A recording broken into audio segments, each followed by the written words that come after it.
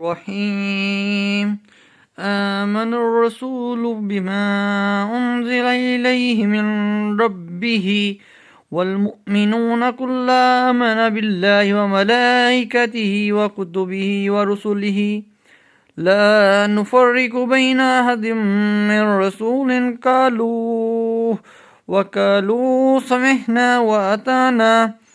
غفرانك ربنا وإليك المصير لا يكلف الله نفسه إلا وسعها لها ما كسبت وإليها ما اكتسبت ربنا لا تؤاخذنا إن نسينا أو أخطأنا ربنا ولا تحمل علينا إصرا كما حملته على الذين من قبلنا